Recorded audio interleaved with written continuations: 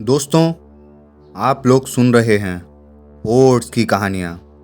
भाग 2 में आपने सुना था कि वो औरत जिसने प्रीत को दिया दिया था वो अब आगे उसकी मदद नहीं कर सकती। इसलिए उसने कहा, प्रीत, अब मैं आगे तुम्हारी मदद नहीं कर पाऊंगी, मैं अंदर नहीं आ सकती। तुम हिम्मत रखना, जब तक वो दिया जलता रहेगा वो तुम्हारा कुछ नहीं बिगाड़ सकती। अब आगे। वो चुड़ैल अपनी भयानक शक्ल लिए मेरे सामने खड़ी थी और डर के मारे मेरी हालत खराब हो रही थी। ना तो मैं आगे बढ़ पा रही थी, ना ही पीछे आ पा रही थी। कहते हैं ना कि डर में भी एक सम्मोहन होता है। मैं अपनी सारी इच्छा शक्ति को समेट के आगे बढ़ी, बस एक छोटा सा कदम आगे रखा और फिर चुड़ैल को देखा। उसने कोई हरकत नहीं की। मेरी थोड़ी हिम्मत बढ़ी। मैंने एक कदम और आगे बढ़ाया और मेरे कदम बढ़ाते ही चुड़ैल वहाँ से गायब हो गई। अब मुझ में थोड़ी हिम्मत और बढ़ गई। मैं हॉल में अंदर आ गई। मैं जैसे ही हॉल के अंदर आई तो हॉल इतनी गंदी बदबू से भर उठा कि मेरी नाक फटने लगी। ऐसा लग रहा था जैसे वहाँ पे सैकड़ों चिताएं एक साथ जल रही हो। मांस और बालों के जलने की विकट दुर्गंध और चारों तरफ से आती ठहाकों की आवाज़। माहौल बहुत ही डरावना हो रहा था। चारों तरफ उसी चुड़ैल की हंसने की आवाज़ गूंज रही थी। वो हंसती जाती और कहती जाती, नहीं बचोगे तुम दोनों, मरोगे, कोई नहीं बचेगा। अब मुझे यूवी को ढूंढना था। आखिर वो गया तो गया कहाँ? तभी अचानक मुझे ख्याल आया कि बेहोश होने से पहले मेरा फ़ोन यहीं गिरा था और मैं दिए की रोशनी में अपना मोबाइल ढूंढने लगी। वहीं थोड़ी ही दूरी पर मुझे मेरा फ़ोन मिल गया। गिरने के कारण वो बंद हो चुका था। मैंने उसे फिर से चालू किया और यूवी के नंबर पर कॉल किया। रिंग जा रही थी। मुझे यूवी के फ़ोन की रिंगटोन उसी हॉल में सुनाई दी। मैं घूम घूम के उसे ढूंढने लगी, पर वो कहीं भी नहीं दिख रहा था।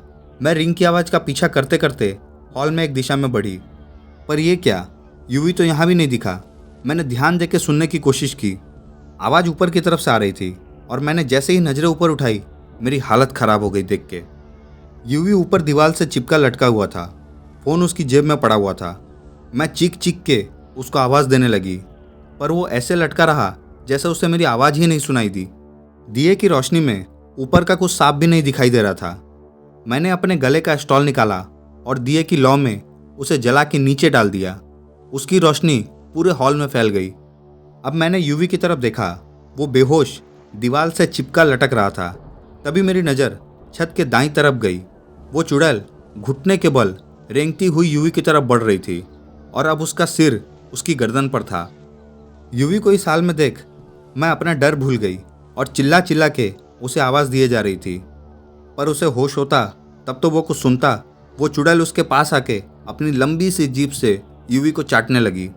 मैंने पहले सुन रखा था कि भूत आग से डरते हैं। ये ध्यान आते ही मैंने जलते स्टॉल का एक टुकड़ा उठाया और उसकी तरफ उछाल दिया। वो वहाँ से गायब हो गई और अचानक पूरा हॉल ठहाकों की आवाज़ से गूंजने लगा। तभी मुझे अपने पीछे से बहुत बुरी दुर्गंध आई। मैं पीछे पलटी तो कलेजा मुंह को आ गया। वो चुड़ैल खंबे पर उल्टी रेंगती हुई नीचे उतर रही थी। वो मेरी तरफ देख देख कर हंसती जा रही थी। डर के मारे रोंगटे खड़े होने की बात तो सुनी थी, पर आज तो मेरे रोंगटे को बैठने की फुर्सत ही नहीं थी। जब से महल के अंदर आई तब से ही खड़े थे, पर डर का सामना तो करना ही था। मैंने वो जलता टुकड़ा फिर उठाया और फिर आगे बढ़ी। वो चुड़ैल गुस्से में आकर नीचे उतर के खड़ी हो गई और फुफकारते हुए बोली, तू मेरा कुछ नहीं बिगाड़ सकती।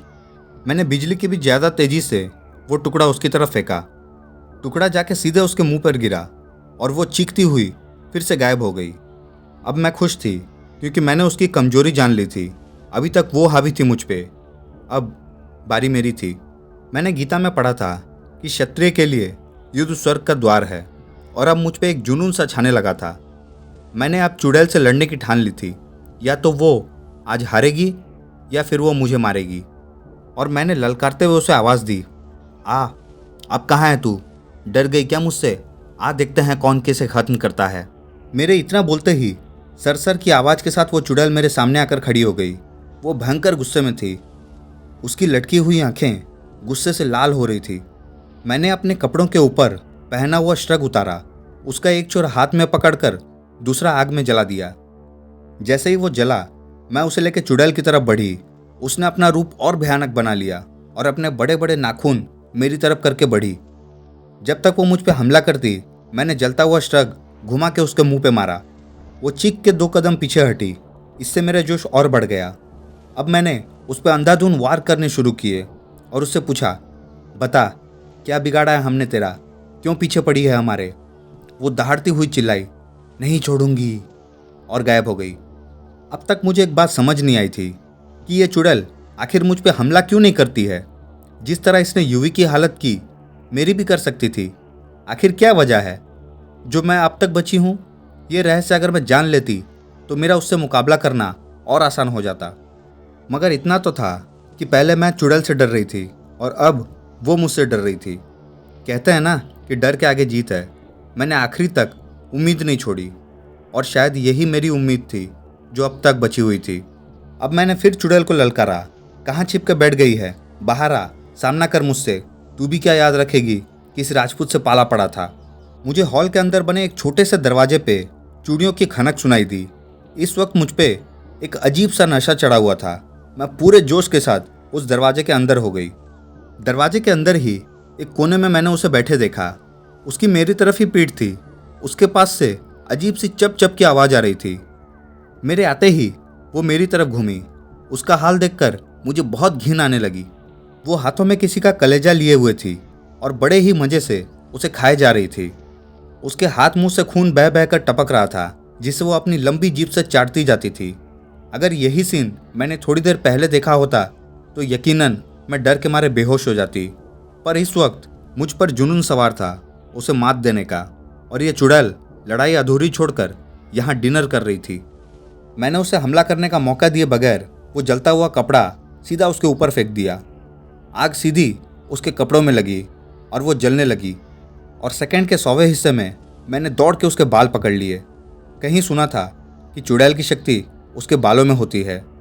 मैं जैसे ही उसके बाल पकड़ी वो एकदम असहाय सी हो गई। आग से जलती चीखती चिल्लाने लगी। मैं उसको घसीटती हुई बाहर लाई। बाहर आके देखा तो यूवी नीचे गिरा हुआ था। मुझे अपनी जीत पे बहुत खुशी हुई। मैंने उस चुड़ैल को वहीं लाके पटका जहाँ वो दिया रखा हुआ था। उसके बाल पकड़े पकड़े मैंने दिया हाथ में उठाया और एक पैर उसके सीने में रखकर कहा, अब जल्दी बता कौन है तू और क्यों परेशान किया हमें, वरना अभी तेरी चोटी में आग लगा दूंगी। इतना सुनते ही वो हंसी और बोली, मरे हुए को क्या मारेगी, जाओ तुम दोनों यहाँ से, मैं तुम दोनों को छोड़ती हूँ। तेरी किस्मत अच्छी थी जो तू मेरे हाथों से बच गई, वरना आज तक कोई नहीं बचा। तो तू मुझे मार क्यों नहीं पाई, मैंने उससे पूछा। तेरे गले का तावीज और तेरे पुनर्जन्म का संस्कार, जिनकी वजह से तू बच गई। इतना सुनते ही मेरा ध्यान अपने ताबीज पर गया। ये ताबीज मेहंदीपुर बालाजी का था जो मेरी मम्मी ने मुझे बांधा था। अब मुझे समझ आया कि मैं अब तक क्यों बची रही। ये सुनकर मेरी हिम्मत और दुगनी हो गई। मैंने उससे कहा, अब तू कौन है और क्यों लोगों को मारती है, ये भी बता दे। नहीं बताऊंगी, बस इतना जान ले, जो भी यहाँ जोड़े में आएगा वो मारा जाएगा। उसके ना करते ही मैंने उसकी छोटी को दिए की लौ में लगा दिया और उसको छोड़ दिया। मेरे ये करते ही एकदम हाहाकार मच गया, जैसे उस हॉल में प्रलय सा आ गया हो। चारों तरफ से ऐसा लगा जैसे लपटें उठने लगी हो, पूरा महल जैसे जल रहा हो। उस चुड़ैल की चीखें मेरे कान फाड़ने लगी और ये होते ही यूवी को भी होश आ गया। वो भाग के मेरे पास आ गया और बोला, तुम ठीक तो हो, और ये सब क्या है। मैंने उसे बोला, रावण मर चुका है, अब सिर्फ दहन होना बाकी है। अचानक उस चुड़ैल की आवाज़ गूंजी, क्या बिगाड़ा था मैंने किसी का, क्यों मुझे मरने के बाद भी जलना पड़ रहा है, और दहाड़े मार मार के रोने लगी। काफ़ी देर के हाहाकार के बाद एकदम शांति सी हो गई और वो चुड़ैल पड़ी पड़ी जल रही थी। अब फिर वो दोबारा खड़ी हुई। उसकी सूरत एकदम बदली हुई थी। जो कपड़े उसके जल रहे थे अब एकदम बदले हुए लग रहे थे। उसका चेहरा भी एकदम बदल चुका था। अब कोई भी देखकर आसानी से कह सकता था कि वो एक रानी है। उसने खड़े होकर मेरी तरफ देखा और बोली, जाओ तुम दोनों यहाँ से। मैं तो अनंत काल से इस आग में जल रही हूँ, पर तुमने उस पवित्र आग से मुझे जला के मेरे पिशाच रूप को तो मुझसे दूर कर दिया, पर मेरी आत्मा को मुक्ति नहीं मिलेगी। उसकी आवाज़ में उसकी सदियों की पीड़ा साफ झलक रही थी। मैंने उससे पूछा, तुम कौन हो और क्या रहस्य है तुम्हारा। यूवी ये सारा माजरा देख के हक्का बक्का खड़ा था। मैं कभी इस महल की रानी थी, वो आंसू बहाते हुए बोली। राजा मान सिंह की बड़ी रानी नयनतारा। मैं समझ गई कि ये वही जौहर करने वाली 8 रानियों में से एक है। पर तुम इस रूप में कैसे आई? अपने पति के युद्ध में जाने के बाद हम 8 रानियों ने जौहर कर लिया, पर मेरा असली जौहर तो उसी दिन हो गया था जिस दिन महाराज मृगनयनी को इस महल में लेके आए। मृगनयनी, मुझे याद आया, राजा मानसिंह की प्रेमिका थी और उनकी 9वीं पत्नी जो उनके साथ युद्ध में मरी थी। हाय, मेरा दुर्भाग्य बन के आई थी वो फिर दहाड़े मार के रोने लगी। एक विवाहित स्त्री के लिए पति की उपेक्षा से बड़ा कोई कष्ट नहीं। मैंने सारे जीवन उस कष्ट को झेला। जौहर की अग्नि भी मेरे उस दर्द को भस्म नहीं कर पाई और मैं इस रूप में आ गई। तब से लेकर आज तक मैं जब भी किसी प्रेमी जोड़े को देखती हूँ तो मेरी वही ईर्ष्या जाग जाती है। उसकी ये बातें सुनकर मुझे भी उससे सहानुभूति हो गई। तो तुम्हारी मुक्ति का कोई उपाय तो होगा? संभव नहीं है। चले जाओ तुम दोनों यहाँ से, तुम्हारा एहसान है। मुझे पिशाच रूप से मुक्त किया, अब मेरी आत्मा को इसी महल की दीवारों में कैद रहना है। इतना कहकर वो वहाँ से गायब हो गई। मैं और यूवी वहाँ से चल दिए। हम दोनों चुप थे, बोलने की स्थिति में नहीं थे। ऊपर आके एक समस्या थी दरवाज़ा खोलने की। वहाँ पास में पड़ा एक पत्थर लेकर यूवी ने अंदर से बड़ी मुश्किल से ताला तोड़ा। बाहर निकल के हमने मोबाइल में टाइम देखा तो सुबह के 4 बज रहे थे। इसका मतलब हम पूरे 12 घंटे अंदर बंद थे।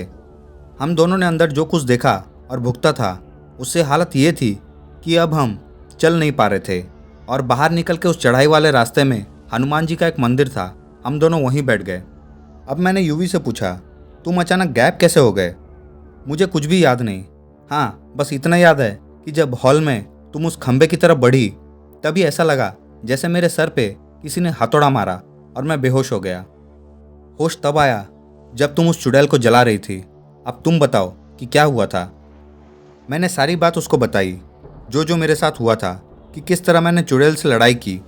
सब कुछ सुन के वो मुझे गले लगाते हुए बोला, आज तो मुझे मेरे राजपूत लड़ाके ने बचा लिया। अचानक उसका ध्यान मेरे हाथों पर गया जो उस चुड़ैल को जलाने में झुलस गए थे और उनमें फफोले पड़ गए थे। वो अपना रुमाल निकाल कर उन पर बांधते हुए बोला, अब आगे से भूत प्रेत से मत लड़ना मेरे लड़ाके, तुम्हें कुछ हो गया तो मैं क्या करूँगा?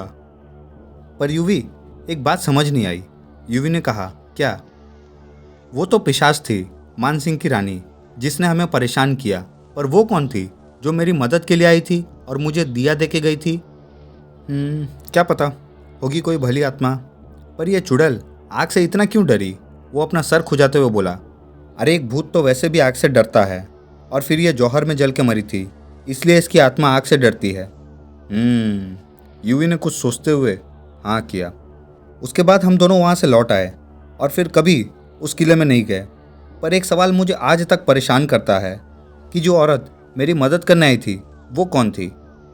दोस्तों, अगर यह कहानी आप लोगों को पसंद आई तो चैनल को लाइक, शेयर, सब्सक्राइब जरूर करें और बेल आइकन को दबाने के साथ साथ ऑल पर भी क्लिक कर लें ताकि और भी डरावनी और मज़ेदार कहानियाँ आप लोगों तक पहुँचती रहे।